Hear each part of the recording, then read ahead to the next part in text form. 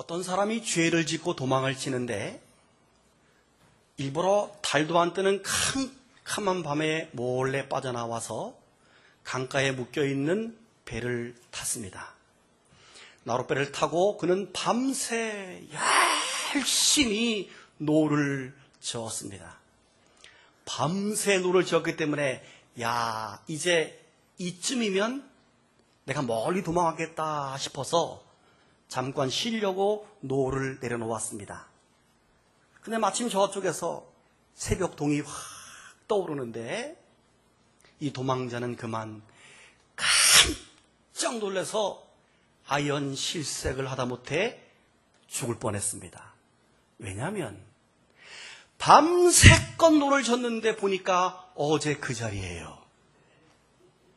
이게 웬일인가 봤더니 어젯밤에 너무 급한 나머지 닷줄을 끌지도 않고 밤새껏 노를 져서 밤새 그 자리에 있었던 것입니다. 여러분, 그 도망자가 어떻게 됐겠습니까? 잡혀서 죽도록 매를 맞고 다시 감옥에 갇혔다는 이야기입니다.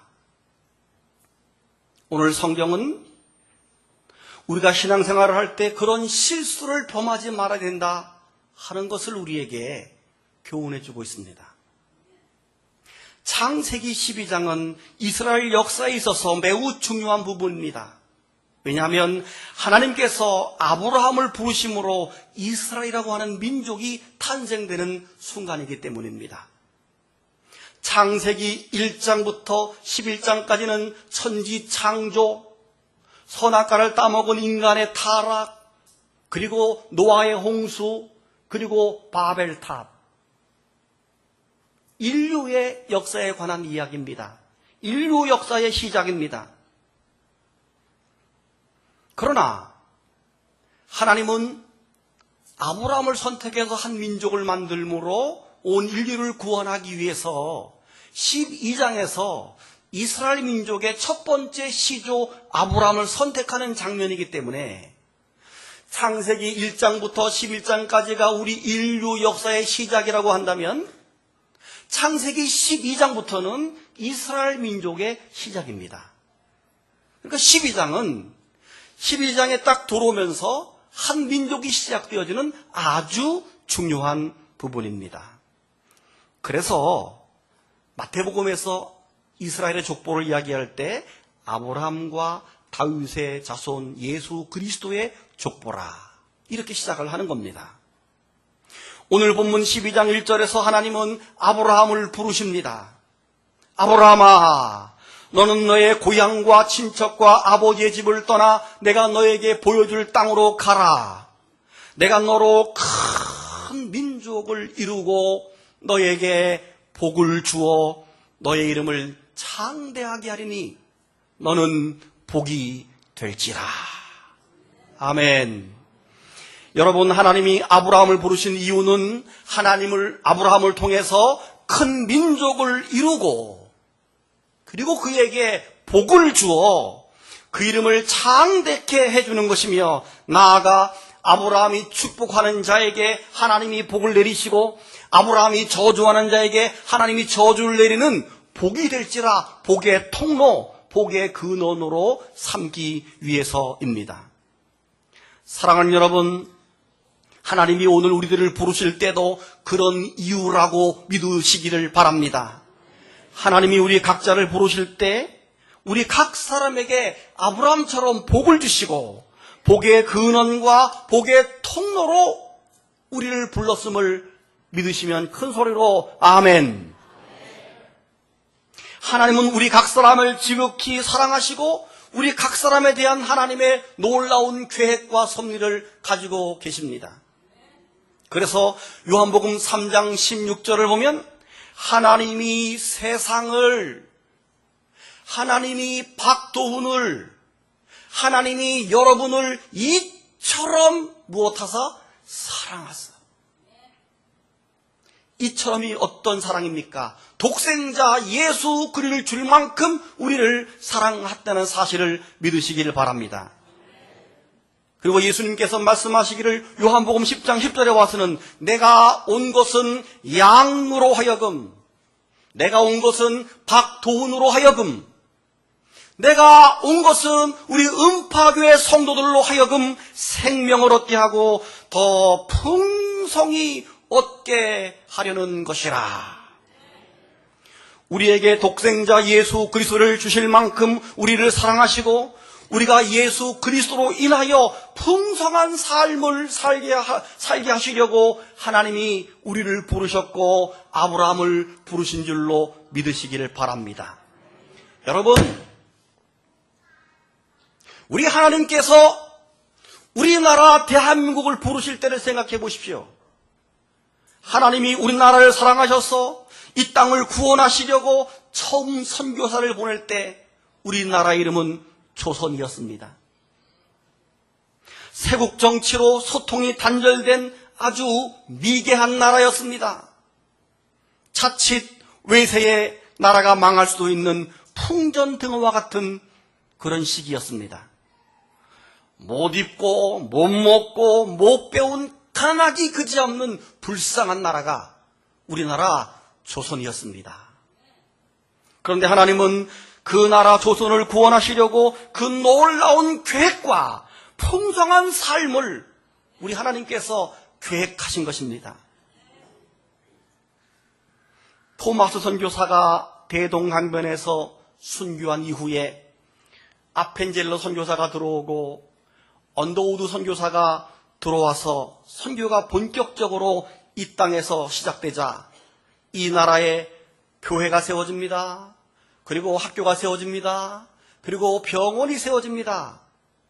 놀라운 것은 우리 민족이 심성이 착하고 본래부터 샤머니즘을 섬기는 그런 종교성이 강한 민족이었기 때문에 예수 그리스도를 향해서 쉽게 마음을 열고 주님을 받아들여서 놀랍게 한순간에 교회의 부흥이 일어납니다. 더불어 하나님이 이 가난하고 무지한 나라를 부유하고 지혜와 지식 있는 나라로 세워주십니다. 그 이후 놀라운 부흥과 성장과 발달이 이 땅 위에 일어나게 된 것입니다. 여러분, 이렇게 빠르게 경제 성장이 이루어지고 이렇게 빠르게 교회 부흥이 이루어진 나라는 세계사적으로 찾아보기가 어렵습니다. 그리고 이제는 이 나라와 한국교회를 통해서 엄청난 선교의 역사가 이루어지는 정말 우리나라가 복의 근원이 된 줄로 믿으시기를 바랍니다. 이제 우리나라 대한민국은 전 세계 어디 내놓아도 부족함이 없는 복된 나라가 되었습니다. 내가 너로 큰 민족을 이루고 너에게 복을 주어 너 이름을 창대하게 하리니 너는 복이 될지라. 이 말씀이 우리나라와 한국교회에 그대로 이루어졌음을 믿으시기를 바랍니다.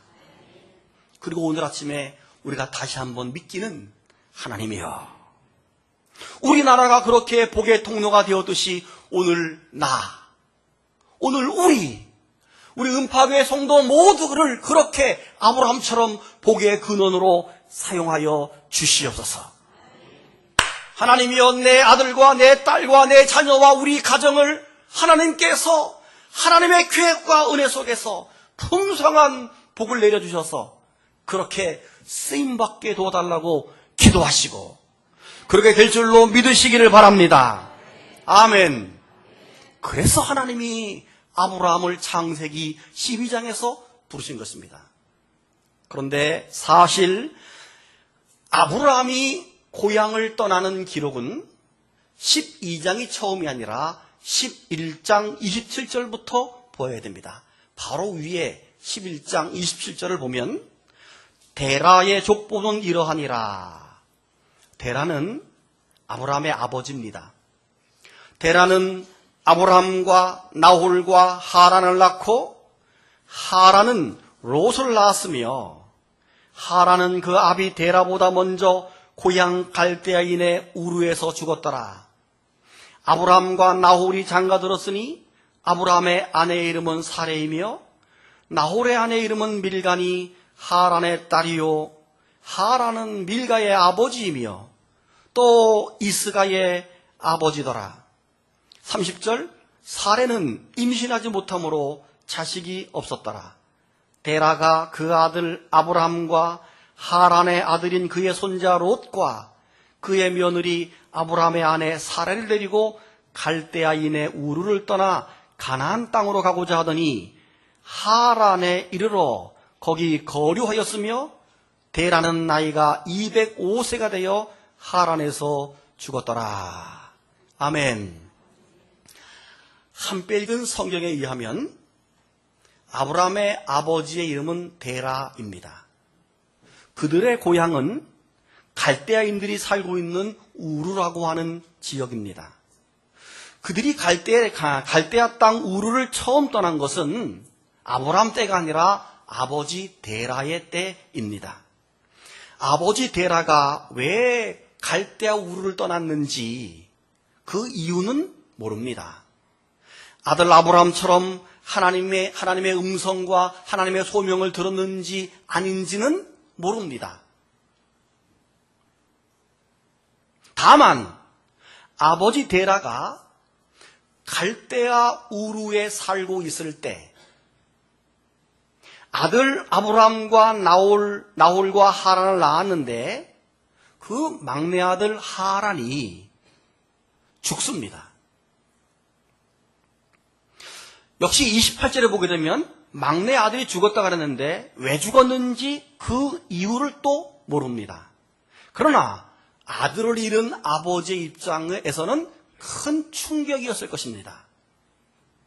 그런데 성경은 하란은 그 아비 데라보다 먼저 고향 갈대아인 우르에서 죽었더라 라고 했는데 여기서 죽었더라 라고 하는 말의 낱말의 원어적인 뜻을 보게 되면 따라합시다.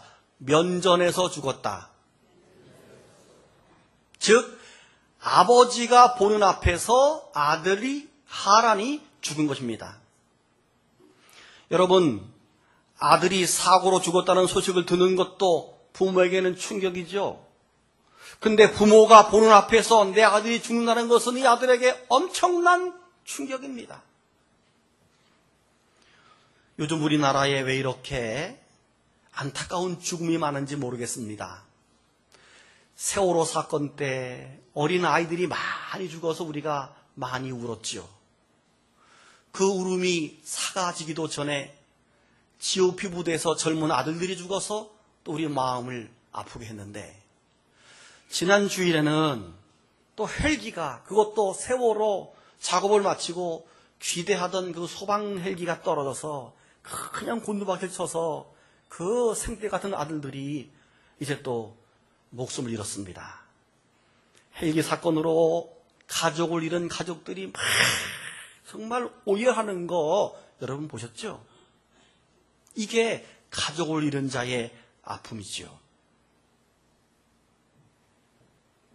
그런데 유대인의 전승에 의하면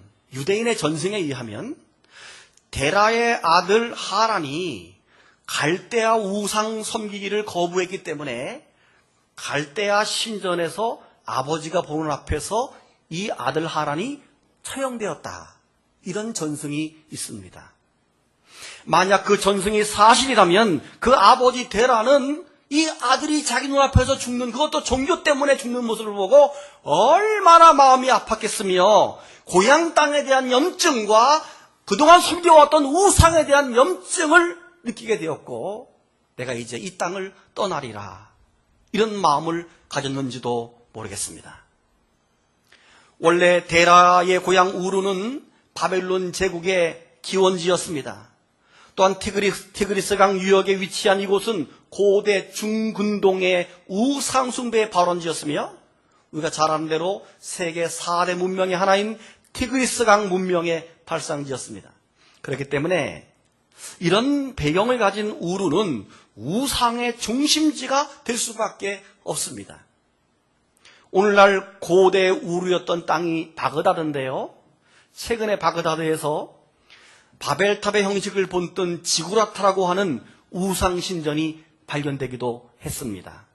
그만큼 그 땅에 우상이 가득했던 그런 땅입니다. 그런 의미에서 데라가 갈대아 땅 우르를 떠난다는 것은 굉장한 결단이고 인생의 전환이고 종교적인 어떤 큰 결단과 전환점이었다 하는 것을 우리가 알 수 있습니다. 근데 목적지가 어딥니까? 31절을 보세요. 데라가 그 아들 아브라함과 하란의 아들인 그의 손자 롯과 그의 며느리 아브라함의 아내 사라를 데리고 갈대아인의 우르를 떠나 어디로? 가나안으로 가고자 했다. 목적지가 나오죠. 여러분, 우르에서 가나안으로 가려면 일단 우르를 떠나서 하란으로 올라가는데 거기가 1000km입니다. 1000km를 걸어 올라갑니다. 그리고 하란에서 다시 500km 가나안으로 내려와야 됩니다. 이렇게 올라갔다가 다시 가나안으로 내려오는 게 1500km의 여정입니다. 그런데 안타깝게도 아버지 데라는 갈대아 우르를 떠나서 하란으로 올라가서 하란에서 한동안 머뭅니다. 거기서 눌러앉아 삽니다. 그리고 나이가 205세가 되어서 그곳에서 죽습니다.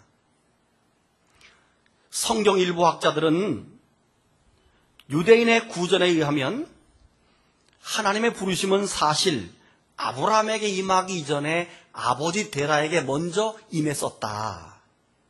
그래서 데라가 갈대아 우르를 떠나서 가나안으로 가는 도중 하란에 머물러서 죽었고 다시 하나님은 그 아들에게 제2차 부름 소명을 준 것이다. 이렇게 말합니다. 그래서 12장에 와서 아버지가 돌아가신 다음에 아들 아브라함이 12장에 와서 다시 하나님의 명령을 받고 4절과 5절을 보세요. 이에 아브라함이 여호와의 말씀을 따라갔고 롯도 그와 함께 갔으며 아브라함이 하란을 떠날 때에 75세였더라. 아브라함이 그의 아내 사레와 조카 롯과 하란에서 모든 소유와 얻은 사람들을 이끌고 가나안 땅으로 가려고 떠나서 마침내 가나안 땅에 들어갔더라.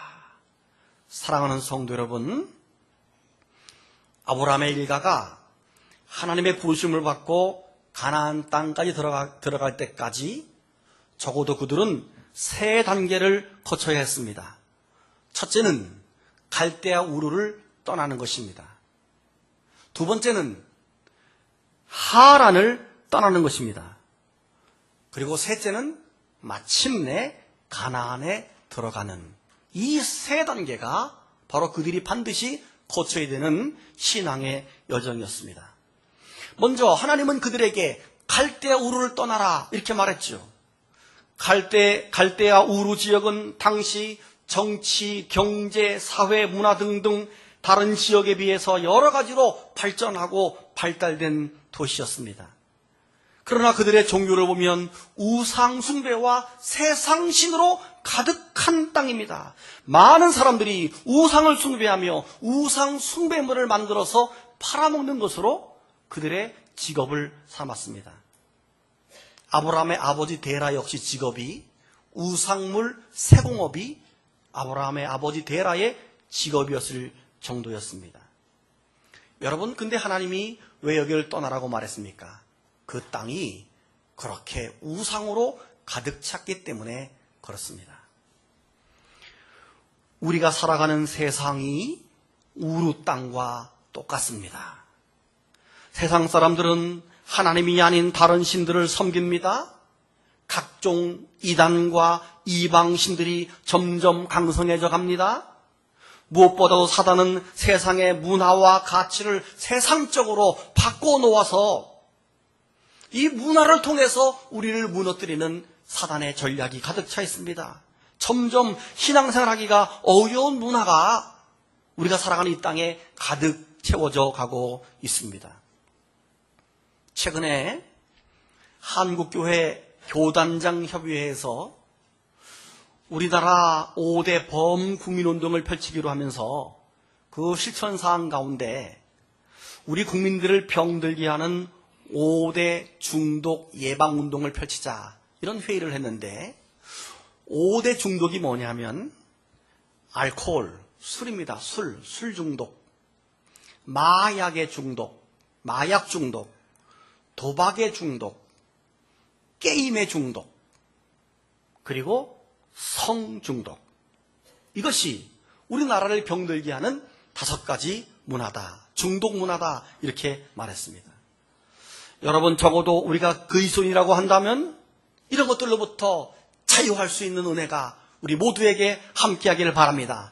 하나님이 기뻐하지 않는 모든 우상과 문화 등등 이 갈대아 우르를 떠나야지만 우리는 가나안 땅으로 출발할 수가 있는 것입니다. 그리고 하란을 떠나라. 두 번째는 하란을 떠나라 그랬죠. 갈대아 우르를 떠난 아브라함 일가가 도착해서 한동안 머물던 곳이 하란입니다. 하란은 우르로부터 1000km가 떨어진 곳이라고 그랬습니다. 그런데 왜 이 아버지 데라가 출발했으면 마지막 목적지까지 가지 않고 하란에 머물렀을까? 그냥 끝까지 갔으면 얼마나 좋았을까? 왜 거기서 한동안 살다가 205세가 되어서 죽었을까? 우리가 추정해 볼 때 그 하란 땅은 소위 먹고 살만한 땅이었습니다. 하란은 팔레스타인과 갈대아 지방을 연결해주는 북부 메소포타미아의 교통의 요충지요, 상업의 중심지요, 목축업이 아주 많이 발달되어 있었습니다. 그리고 이 하란이라고 하는 사람의 데라라고 하는 이름의 뜻이 뭐냐면 야생염소 그리고 방향전환 이런 뜻이에요. 그 사실은 이 데라가 자기 이름처럼 풍성하고 화려한 도시의 문화 속에서 방황했고 가던 방향을 틀어서 그냥 머물러 버리고 말았던 것입니다. 적어도 데라와 아들 아브라함의 일가는 하란에서 간신히 먹고 살 정도가 아니라 이 하란에서 돈을 벌었습니다. 풍족해졌습니다. 그게 성경에 나오지요. 뭐라고 그랬죠? 5절을 보게 되면 아브라함이 그의 아내 사레와 조카 롯과 하란에서 모은 모든 소유와 얻은 사람들을 이끌고 가나안 땅으로 가려고 떠났다 이렇게 말했죠. 그러니까 여기서 모은 소유가 있었어요. 즉 재산, 돈을 벌었어요. 얻은 사람, 즉 종들이겠죠. 적어도 하란에서 그들은 많은 부자가 된 것입니다. 결국 우리가 유추할 때 그들이 하란에서 계속 머물게 된 것은 풍요로움 때문인 것입니다. 여러분, 데라가 하란에서 돈을 적당히 번 다음에 빨리 갔으면 얼마나 좋겠습니까? 근데 사람의 욕심이 조금 더 벌어야지, 조금 더 먹어야지, 조금 더 가져야지 하는 기본적인 욕구 때문에 한 해 205세가 될 때까지 거기를 떠날 수가 없었던 것입니다.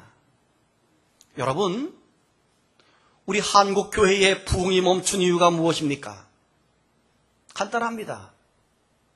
하나님께서 우리에게 주신 부유함과 풍성함에 빠져서 우리가 기도하지 않는 겁니다. 예전에 우리가 살기 어려울 때 얼마나 열심히 기도를 많이 했습니까? 근데 이제 먹고 살만하기 때문에 뭐 그렇게 힘들게 기도하지 않아도 됩니다. 기도하는 거 싫어합니다. 예전에는 기도원에 가면 가마떼기 막 깔아놓고 막 그래도 거기 몇백 명, 몇천 명 모여서 얼마나 기도를 많이 했습니까? 근데 이제는 그렇게 모이지 않습니다. 기도하기 싫어합니다. 왜요? 이제 살만하기 때문에 우리가 그 풍요로움에 빠져버리고 만 것입니다. 오히려 돈이 많이 쌓여진 교회는 문제점이 드러나서 사회의 손가락질을 우리가 받고 있는 그런 실정입니다. 오늘 우리가 먹고 살만하다고 기도하지 않는다면 우리 역시 여전히 하란에 머물고 있는 데라와 다를 것이 없습니다. 그런데 성경은 마침내 가나안에 들어가라 이렇게 말합니다. 아브라함은 아버지 데라가 죽은 후에 하나님의 부르심을 다시 받고 하란을 떠났습니다. 그리고 마침내 가나안 땅에 들어간 줄로 믿으시기를 바랍니다. 원래 오늘 설교 제목이 마침내였습니다. 마침내 가나안 땅에 들어가야 되기 때문입니다. 그런데 마침내가 이루어지기 위해서는 먼저 하란을 떠나는 것이 선행되어야 되겠기에 그냥 설교 제목을 하란을 떠날 때로 정했습니다. 사랑하는 여러분, 아브라함 일가가 하나님의 부르심을 받고 가나안 땅에 들어가는 여정은 단순히 한 가정과 한 가문이 이주하는 여정으로 머물지 않습니다. 그것은 우리 인생이 하나님의 부르심을 받고 하나님의 백성이 되는 신앙의 여정을, 인생 여정을 의미합니다. 구체적으로 말씀드리면 하나님의 부르심을 받은 사람은 반드시 갈대아 땅 우르를 떠나야 합니다. 그리고 하란이라고 하는 땅을 경유해야 합니다. 그리고 마침내 하란을 떠나는 결단을 거치고 나서 가나안 땅에 들어가야 한다는 것입니다. 갈대아 우르는 하나님을 알기 이전에 세상을 사랑하고 우상을 숭배하며 살던 자연인의 생활입니다. 하란은 하나님의 자녀가 된 이후에도 여전히 나에게 남아있는 자아와 세상을 사랑하는 겉사람의 모습과 성숙하지 못한 신앙인의 모습들, 이것이 하란입니다. 그리고 그것을 떠나 마침내 진정한 그리스도인, 성숙한 그리스도인, 온 세상 사람들에게 하나님께 받은 복을 나누어 줄 수 있는 성숙한 그리스도인이 될 때 우린 비로소 가나안에 입성한 성도가 될 수 있는 것입니다. 마침내 가나안 땅에 들어갈 때 비로소 하나님의 풍성한 복을 받을 수 있게 되고 그 복을 많은 사람들에게 나누어 줄 수 있다는 말씀입니다. 사랑하는 성도 여러분, 오늘 우리 모두는 하나님을 섬기는 백성들입니다. 하나님의 자녀들입니다. 적어도 갈대아 우르를 떠난 사람이라고 말씀할 수 있습니다. 그래서 우상을 숭배하지 않습니다. 그리고 이렇게 주일이 되어서 하나님께 예배를 드리러 왔습니다. 그러나 아직 가나안에 들어가 진정한 하나님의 영적인 복을 누리지 못하는 하란에 머물러 있는 경우가 있을 수 있습니다. 오늘 저와 여러분 혹시 나 자신이 머물러 있는 곳이 여전히 하란은 아닌지 마음속에 질문해 보셔야 합니다. 그리고 이제 하란을 떠나야 합니다. 더 풍성한 땅 가나안으로 들어가야 합니다. 하란 땅은 우리에게 육신의 안락함과 육신의 평안은 줄지 모르지만 영원한 하늘의 복을 받을 수는 없습니다. 아브라함처럼 복의 근원으로 복의 통로의 삶을 살 수 없는 것이 하란의 삶입니다. 여러분, 밤새 노를 저었지만 닷줄을 풀지 않아서 밤새 그 자리에 머물러 있었던 그 사람처럼 행여 우리가 한평생 신앙생활 한다고 애쓰고 노력했는데 하나님 앞에 섰을 때 나의 삶이 하란의 삶이어서 내놓을 것이 아무것도 없다면 얼마나 부끄럽고 후회스럽겠습니까? 이제 우리는 하란을 떠나서 더 깊은 은혜의 세계로 나아가야 합니다.